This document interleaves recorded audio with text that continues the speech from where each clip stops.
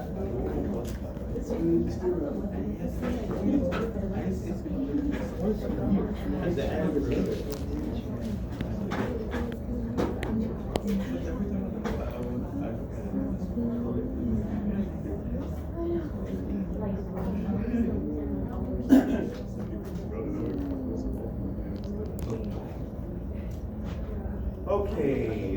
everyone back? We good? Ready to go? Cool. Hey, so I want to dub this lab what I'm going to call oddball, and that is, of course, my term, and echinoderms. So we'll put the echinoderms over here. But these were at the very end of the arthropod PowerPoints. And I didn't get to them, and I think I did it intentionally because we kind of hit our saturation last time. I wanted to get the animal cells and tissues. But check these out. Our first two organisms we're going to look at here are going to be, I guess what I would say is that the title says almost arthropods. So I described the arthropods. We obviously spent like over 2 weeks covering arthropods, because they're so diverse and so important. But there are other phyla that actually were kind of like arthropod experiments, I guess, so to speak. So I call them almost arthropods because they have a lot of the similar features that arthropods have, but they're their own unique thing. First off is the phylum Tardigrada. Tardigrada. These are often called the water bears, is their common name. And they are so freaking cute. You wouldn't even believe it. But they're called water bears. These are microscopic animals. I have 3 slides here. I only have 3 slides, so please share or make sure you get them back up here when you're done. But these are segmented animals that they basically have a cuticle like a nematode, but they have little stubby legs. They're not segmented, so they're kind of like, it's kind of like almost like the polychaetes parapodia. They kind of have the same sort of fleshy legs like the polychaetes parapodia. Let me go ahead and maybe draw what the specimen might look like. These water bears are, they have kind of 8 fleshy legs. The body is kind of segmented like a worm, like this.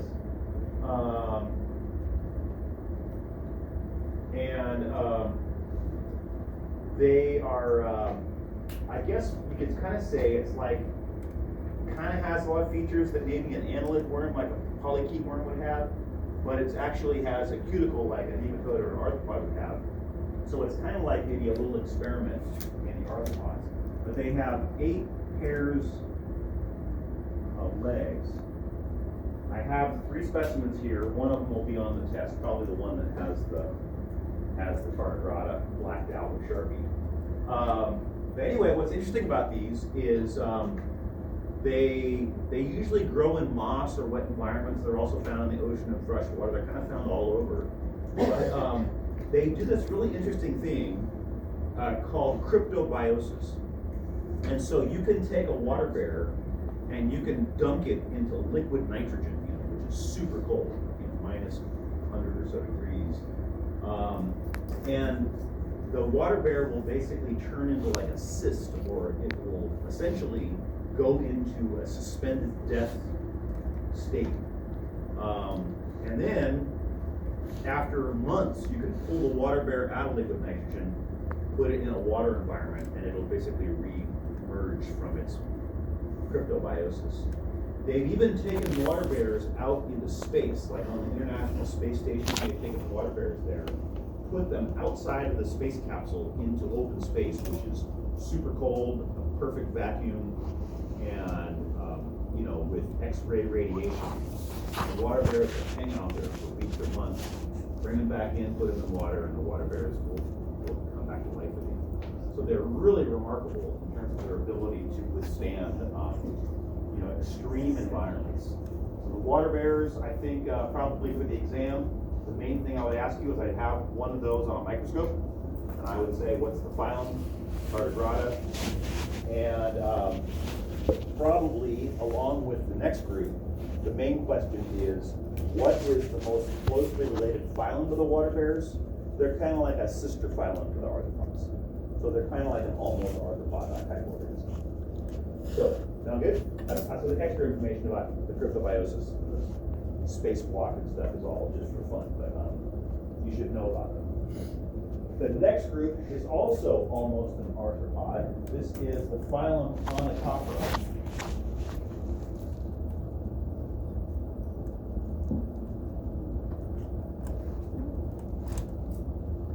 These are commonly called the velvet worms.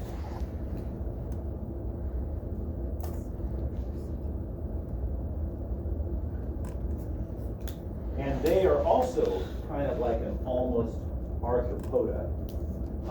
If I were to have given you this organism on the last test, you probably would have said it was a polychaete worm.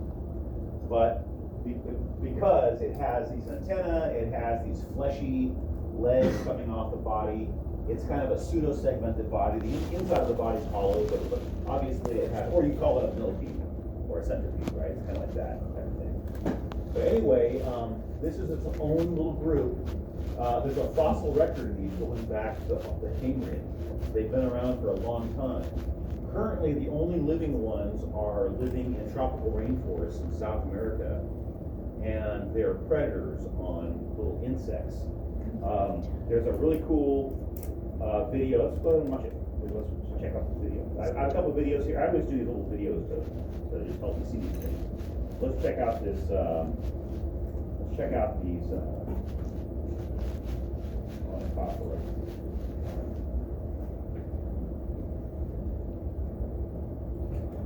Velvet one. Oh, world's deadliest. Let's watch this one. Dramatic. Press the drum roll.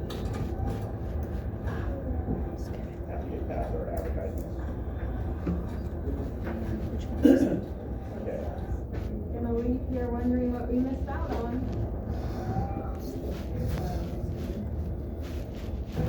Okay.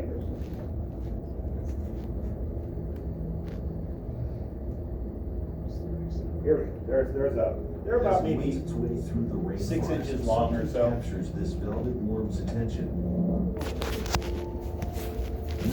not the fire beetle's flashing green light. Velvet worms are nearly blind, but they're super sensitive to air currents caused by movement. That's how they find their prey. So you can see the legs are kind of like arthropod legs, but they're not segmented. Kind of weird. Don't you want one as a pet now? Well, after you see this, maybe you The know. worm itself moves so slowly, prey doesn't notice it creeping up. It's packing heat. Oh my gosh! Silly string. So they spray like a sticky goo out of their maxilla, and they use it to like basically trap their prey.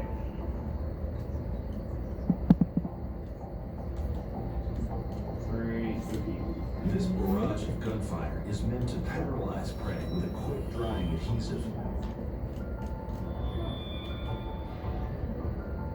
That would have been a good Halloween costume. Okay, so anyway, enough of that. This is where we get glue from. So the main question, there'll be one station here.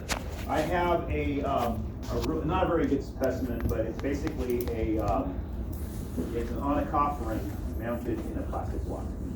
And so you might want to use your cell phone to zoom in on this. But you can see it kind of looks like either a millipede centipede or maybe even a polychaete worm, but it's its own thing. And it's the phylum Onychophora. And the main question, I'll have these two at the same station on the test. The water bear under a microscope and the onychophoran on a plastic block. The main thing is going to be about the phylum names, and that you know that the closest relative of these is not worms, but in fact is the arthropods. These both have a cuticle they shed like an exoskeleton. So they have a lot more, they don't have any ciliate cells like arthropods. So it's like almost like an experiment in arthropod design. So they're kind of like a bridge between the nematoda and the arthropoda sort of idea. Got it? Cool. So they're both on this little white piece of paper here. You can just take a picture of the plastic block with onychophorin. There's 3 slides of water bears on there, and they're pretty cute.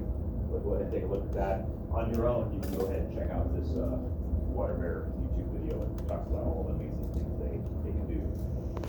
Okay, then we're going to look at 2 more oddballs. I'm going to jump to the end here. And these are also called oddballs, and in fact, I forgot to grab one specimen here that really is an oddball. You may have seen these at Shasta Lake.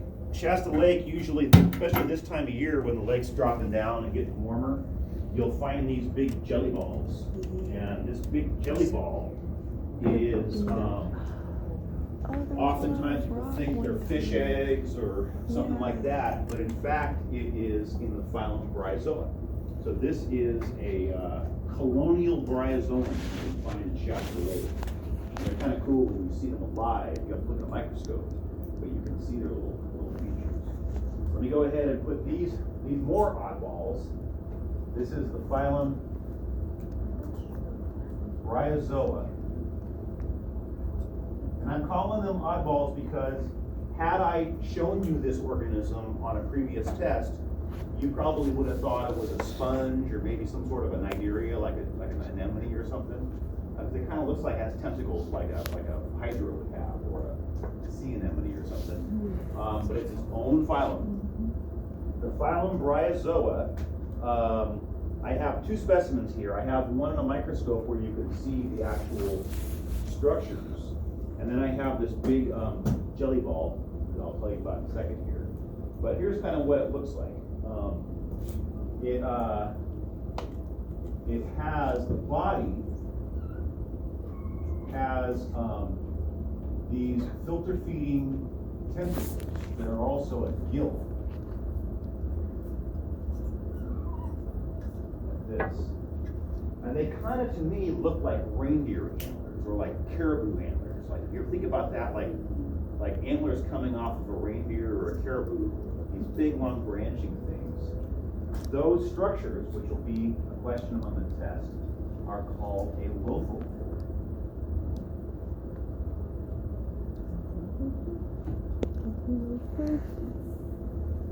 The lophophore is a unique structure. It is a filter-feeding, branching gill off their head. So it kind of functions like a ctenidia in a bivalve clam, but it's its own thing. It's an extension off of the head of the organism, like antlers, but it's covered in cilia and it does filter feeding for the organism. The organism then has a gut tract here. On some of these specimens on the slides, you can actually see the gut tract. The gut tract goes in here and exits out behind the lophophore. So here we have the gut, the gastrointestinal tract. But these organisms are actually embedded or found in a jelly matrix. So where you find them basically is in kind of this jelly ball. And sometimes you can see on these big jelly balls and on the ones on the slide, these little cysts. And these cysts are called statoblasts. But they're kind of like spores. So how these things work is, for example, like on the slide, you'll see there's like a cluster of maybe 5 or 6, like you see on here. So this is the gelatinous ball here. And then you can see these are kind of like bowling pins stuck in this gelatinous ball. And each one of the bowling pins has its own lophophore feeding tentacle. And then these black seeds that look like watermelon seeds plants are how they reproduce. So this time of year, what happens is the jelly ball basically will, the lake drops down and they're stuck in the trees and the cottonwood and alders and stuff. The individual organisms die and the jelly ball kind of dries up. But these statoblasts basically can survive the winter exposed to the air. Or sometimes what happens is birds pick these up on their feet when they're walking around on these things. Anyway, next spring, each one of these statoblasts will basically hatch and produce an individual bryozoan. And then that bryozoan will produce a jelly ball and asexually produce a whole colony. So this big jelly ball here is basically a colony of probably tens of thousands of individual bryozoans. So the two specimens I want you to look at here is we have Plumatella on the slide. And on that one, I'll probably ask you what the phylum name is, and specifically I'll ask you what that feeding structure is called. Or I'll ask you what the structure is and what it does. And the structure is called the lophophore, and it's for filter feeding and respiration. Okay? I'm not going to worry about statoblasts or whatever, I just wanted to point it out, so if you're ever out at the lake and you see these, you can share what you really know. I have an extra credit option on the exam. This big jelly ball that you see at Shasta Lake has a species name. And I know I normally don't make you know species, but for maybe a couple extra credit points, if you can write a species name written correctly as a species and spelled correctly, I'll give you 2 extra credit points. But it's got to be correct, right? So the species name is Pectinatella. I have to move this probably. Magnifica. So remember, species from way back when, the genus name is capitalized and the specific name is lowercase, right? And because you're handwriting it, they have to be underlined, and the underlining should be separated. You shouldn't just underline both of them together. Each name is individually underlined. So that is the species name of the jelly ball that occurs at Shasta Lake. They also, the city of Reading water supply hates these things because they plug up the water pipes.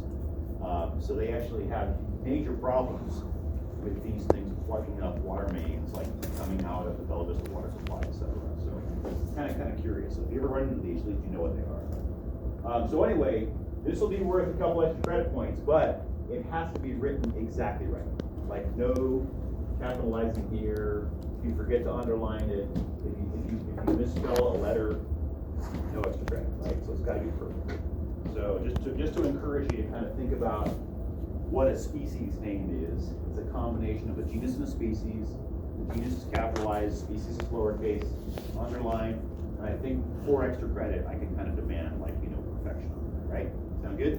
All right, cool. Okay, so that'll be one station.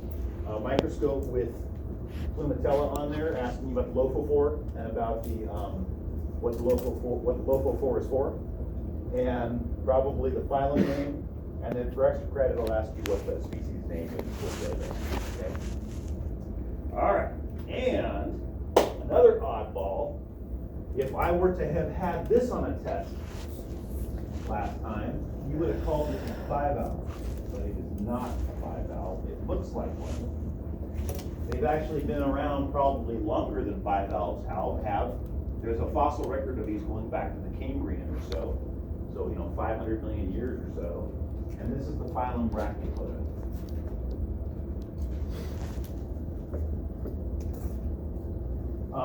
And the Brachiopoda, the common name of these is the lance shells.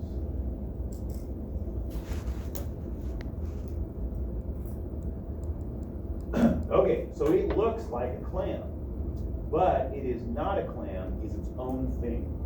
And I have some brachiopods here. I have some that have dried out, and obviously one that I've had on a test in the past year. Well, we've got label on that. But the interesting thing about these is they look like a clam. They kind of live in the same habitats as clams, like ocean bottom, but they are not a clam. And they're their own thing. And so how the organism is kind of organized here is they have a shell that kind of looks like a clam shell, but where the umbo would have been, like so here's a shell like this, like a shell that looks like a clam shell. Where the umbo would have been is actually their foot.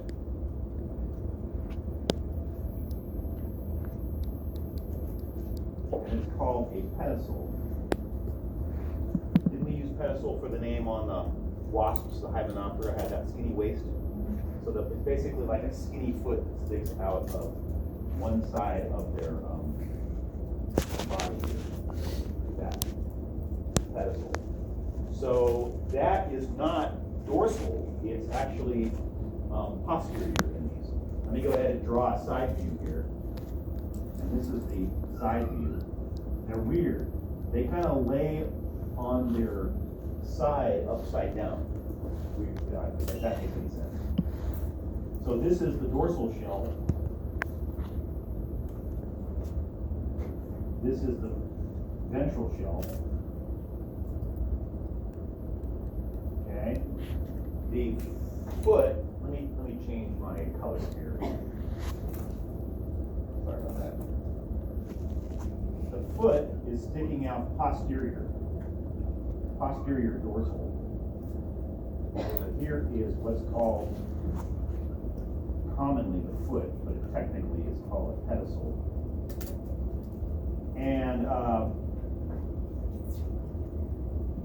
they have a lophophore also.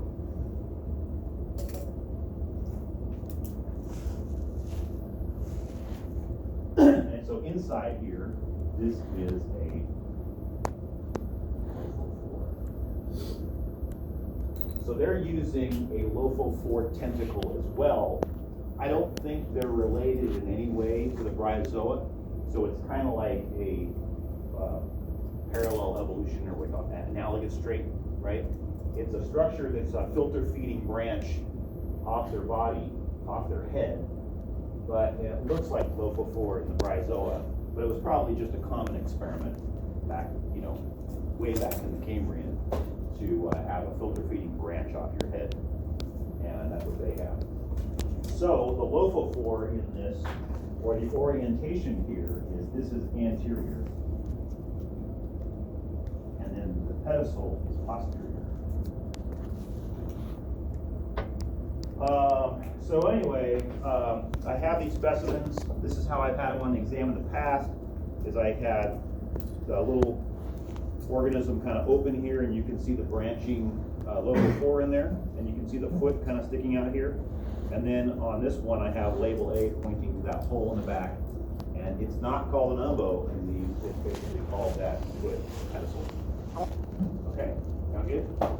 So that's why I call these oddballs. Basically what we have here is we have 4 phyla that look like something else, but they're not, right? So that's kind of the fun stuff. All right. I think. Okay, so for the rest of this, we're going to look at the echinodermata. And the echinoderms are an interesting group of organisms as well. They've been around for a long time.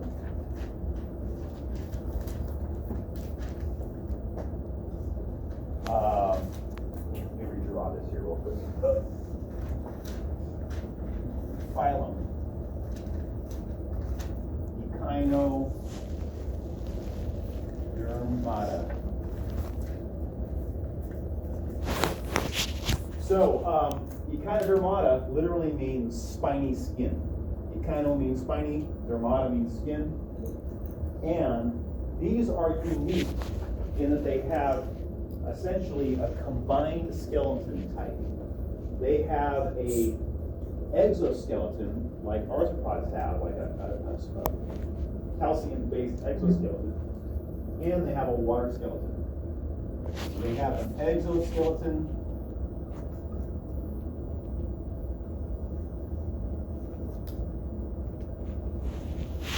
plus a water skeleton combined. Kind of unique that they have both, you know. So I'll describe how that works in a second. They move by using 2 feet with the unique features. 2 feet is kind of a common locomotion method. And they have a really weird symmetry. They have what's called a pentaradial symmetry. Well, what's kind of interesting is that they developed this later. They're really a bilateral symmetry organism, but they've reverted back to a simpler design, kind of retro design. So we'll describe that. Okay, our classification is, we have 4 classes you have to know. Class Echinoidea, let me bump to the next slide here. Class Echinoidea.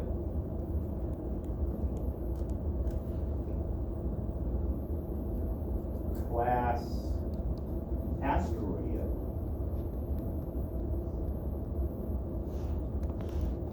Class Ophiuroidea.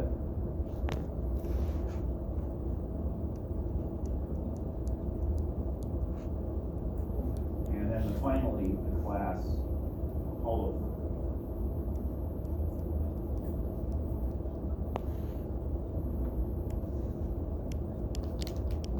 Okay, kind of like the mollusks, the classes are kind of based on what they feed on. So feeding is kind of a major differentiation in what these are. All right. So I put the common names in each one of those, and I'll write those down here as well. The class Echinoidea includes the urchins and the sand dollars. And so I have the urchins and sand dollars here. Sea urchin, you can often see these as souvenirs, like when you go to the beach or whatever. Here's one with the spine still intact. Here's a bunch of sand dollars here. So these are all in the class Echinoidea. Let me go ahead and draw what's going on here. We have I said it was a combination of a exoskeleton and a water skeleton. So if you look at a sea urchin, basically you have something going on like this.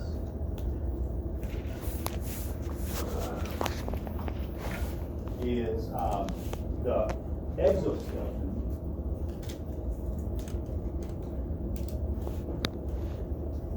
probably should be specific and say this is a calciferous, because it's basically entirely made of calcium. It's a calciferous exoskeleton on the outside. And then the water skeleton is basically kind of how the body is put together. Let's see here. The gut, the mouth would be like here, the pharynx, and the intestine would go through here. Let's go ahead and do that. So here's the intestinal tract. Here's the gut tract. It has a complete gut tract, but the mouth opening is kind of on this side. I won't give it a name yet. And then the anus is on the top of the organ. I'll tell you the orientation in a second. And then this water skeleton business is what's going on here. It's like basically a bag that surrounds the gut, and then these 2 feet radiate out from the bag.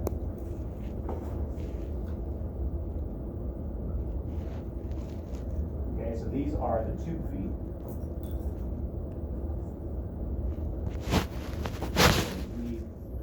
The feature that's byline, and it's an extension of this water skeleton.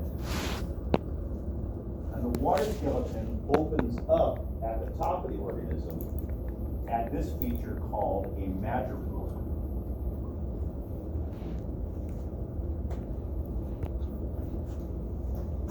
madreporite is this opening here at the very top. So if you look at a sea urchin, so the orientation is called pentaradial. There's no head, tail, right or left. It kind of goes back to like a jellyfish symmetry, right? But not really. There is the mouth side, or I guess you'd call it the oral side, and then the opposite side actually is where the anus comes out. So this hole in the top of the shell is called the madreporite. And the madreporite is where the water skeleton opens up. And so how this works is when they want to push their 2 feet out, they need more water in their water skeleton. So the madreporite is where the water enters and fill the water skeleton. So they're pulling seawater into their water skeleton and using it to push the 2 feet out. When they retract their 2 feet or pull them in, there's less volume here, and so they'll vent water out of the madreporite. So the madreporite is kind of like this water vent. It allows the water to kind of go in and out of their water skeleton. Kind of convenient, except for you can't live in fresh water or on land with the system, right? So this works really well when you live in the ocean and you're an osmoconformer, but it stinks for moving into fresh water or on the land because you're using kind of a membranous water supply for your skeleton. And so this is kind of I guess a way you could say they kind of had a dead end. It was a good design in the beginning, way back in the Cambrian, but when everyone else was used this filing. That madreporite is the opening to the water skeleton. That's also where the anus exits the body, is at that madreporite. Okay. Here at the mouth of these, there is a beak, and the beak is often called Aristotle's lantern. I think it's Aristotle's lantern is because Aristotle was the Greek philosopher who did a lot of biology observations. He did some of the very first experiments in biology, wrote them down. He was kind of like the Greek philosopher that was associated with scientific thinking. And so it's called Aristotle's lantern because the beak kind of resembles an old oil lantern from like the 1800s. Anyway, why I'm saying this is the beak is kind of unique to me. This is a framed beak of a sea urchin. Probably like a very large, even larger than this sea urchin. And what it is, you can see it's made up of a bunch of different plates. Basically, it's in 5 pieces. So this beak shows the pentaradial symmetry.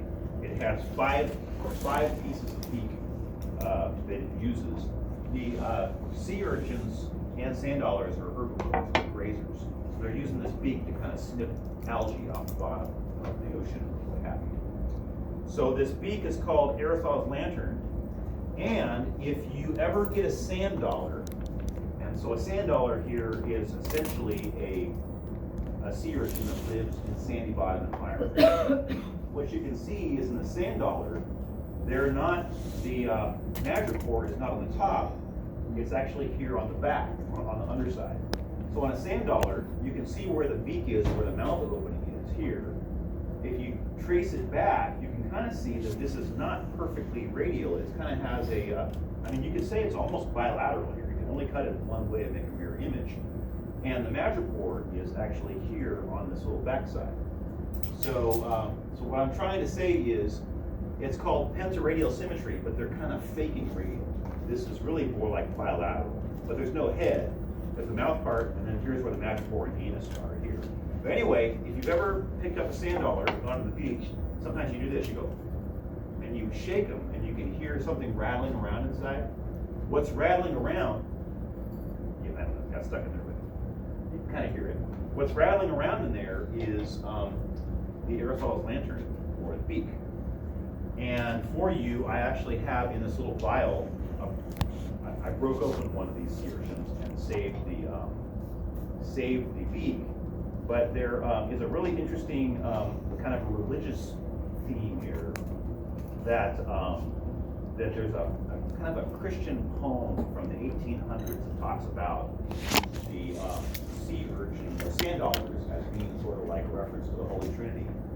But anyway, check it out. You can see if you break it open, there's 5 doves come out of this sand dollar.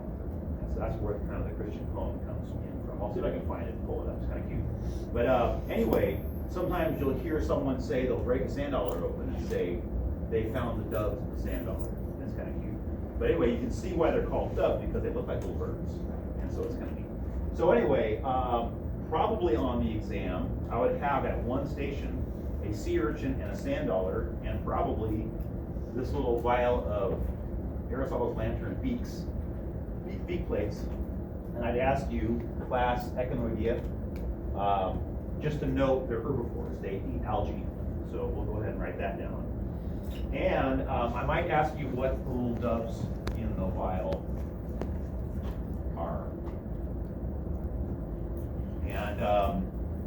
And the doves are basically the beak. So you can just go ahead and say beak, but you'll often hear this called Aristotle's lantern because of the shape of the beak when it's put together. All right, sound good? Cool? Okay. So that's probably one station: an urchin, a sand dollar, and maybe a little vial of beaks. Asking you what those are. Okay. The class Asteroidea. These are the sea stars.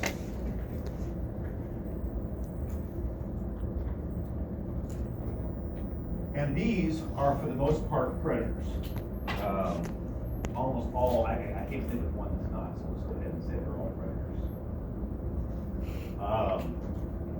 So here is a sea star called a sun star.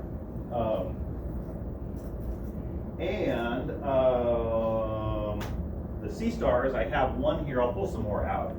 This is the most famous sea star in ecology, basically. This is one called the ochre sea star because it has that kind of ochre orange color. This is called the Pisaster ochraceus. Let me go ahead and draw a sea star here and give you kind of a perspective of what its body is. So here we have a sea star. It has that pentaradial symmetry.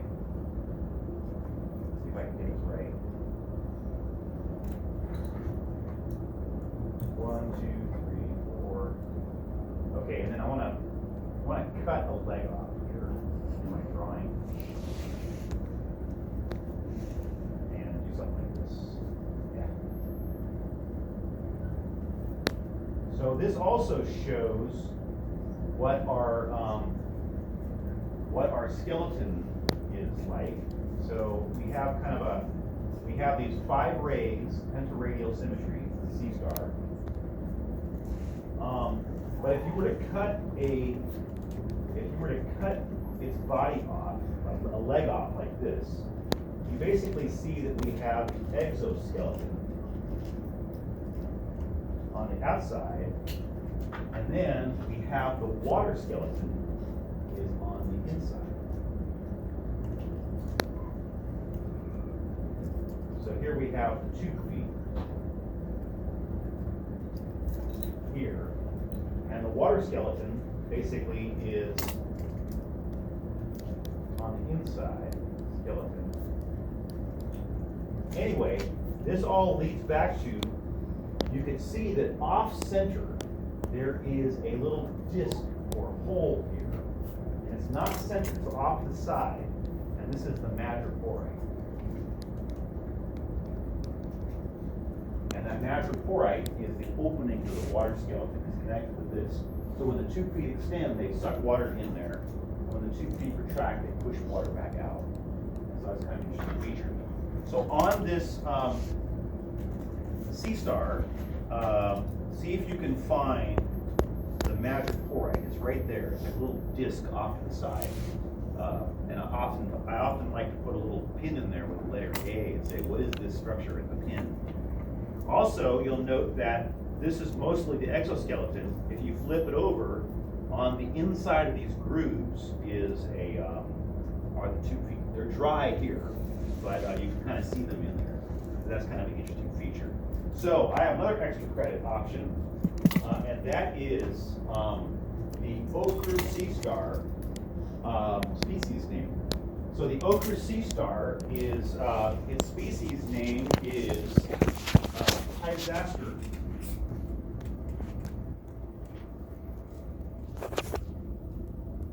Ochraceus.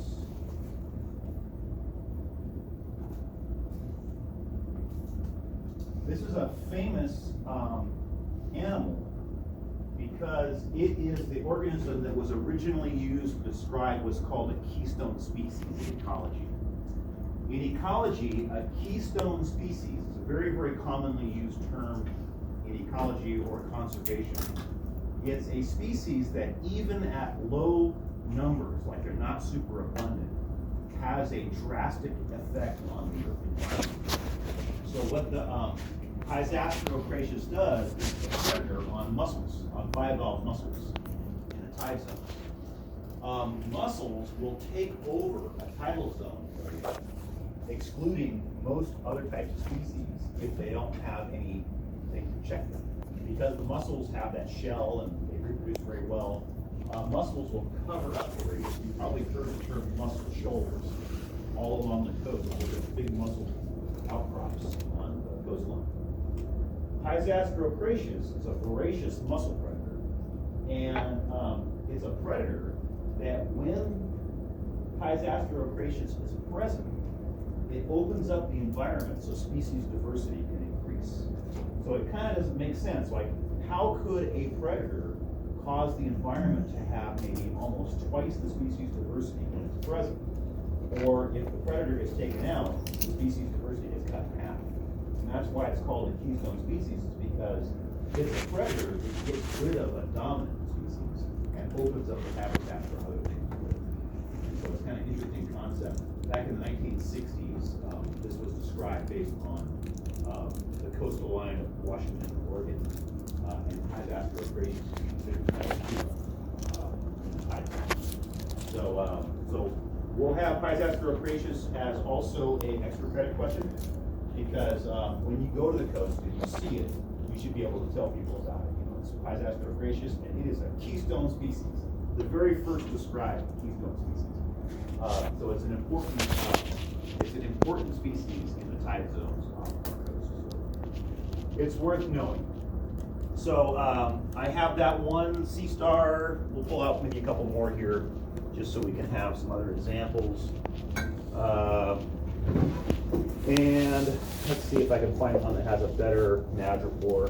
Yeah, this one has probably a little bit better madrepore. Visible. On one station, I'll probably have Hyzaster ochraceus, ask you what the madrepore is, and then for extra credit, I'll ask you to spell and properly write the species name. Okay, the last remaining ones are pretty straightforward. We have, in this jar, we have what are called brittle stars. Brittle stars. These are scavengers. Brittle stars are kind of like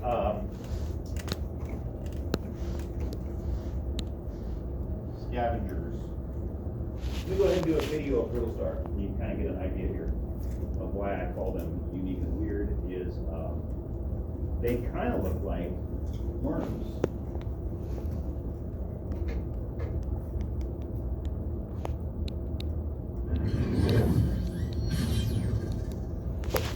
Brittle stars are tiny.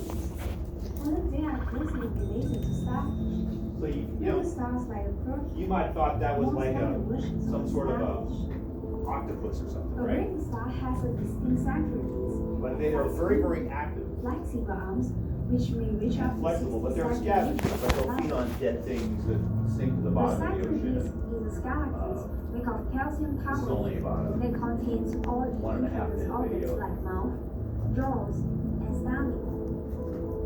Brittle stars are either scavengers or predators. Their 2 feet help gather the food and transfer them to their mouth. Because they don't have any intestine or anus, any undigested material they eat is expelled from the mouth. Their 5 arms twist and coil to help them move at the bottom of the sea. I But that's not all you can leave. They can release warning arms to avoid predators. As long as the breeder stars can hold on their side. Anyway, so in the case of the brittle stars, I have specimens here. They're just a unique, different kind of organism. They're scavengers. And you can see I had these on a test before there. And then the Holothuria, these are called the cucumbers.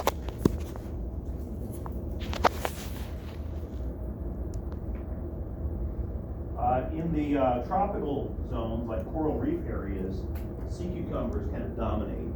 And these are what are called deposit feeders, meaning they feed like earthworms.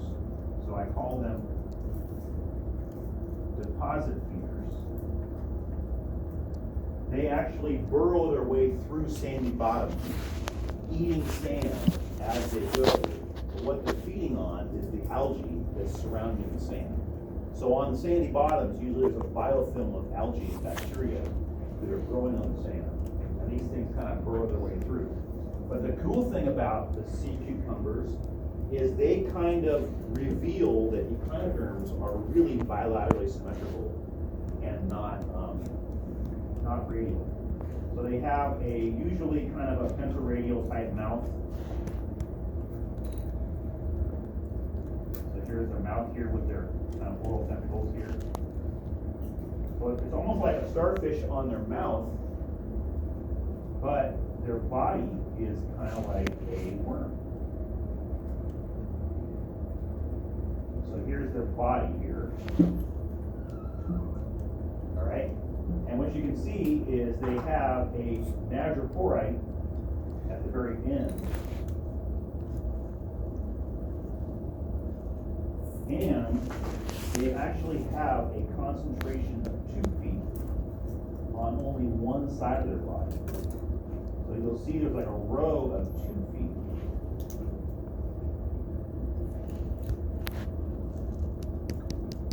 There. So if I were to do the orientation, I would say, you know, they have their mouth here. That's like anterior. They have the madrepore here, which is like posterior. And their 2 feet are only on one side. It's probably ventral, where they're crawling. So the opposite of that would be dorsal. So really, what I want to emphasize is this pentaradial symmetry is basically a reversion. It's taking bilateral symmetry and going back to a simpler plan. It could be because, as was described in the video, when you cut an arm off a starfish, they can regrow a whole arm. So it might be that going back to this pentaradial symmetry made it so they can regenerate arms more easily, versus if you just cut an organism's head off, you can't really regrow as well. So I don't know, I'm just guessing, but it's kind of cool. So anyway, so for the sea cucumbers, you can see this one has a letter E on its jar.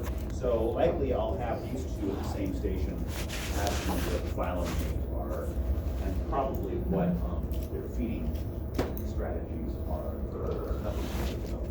Okay. Sound good? Fair enough? Cool. We got you got a couple hours to look at these, plenty of time. And the only microscope slides I have are the water bears here. There's only 3 slides, so share those, please. And then I have this plumatella,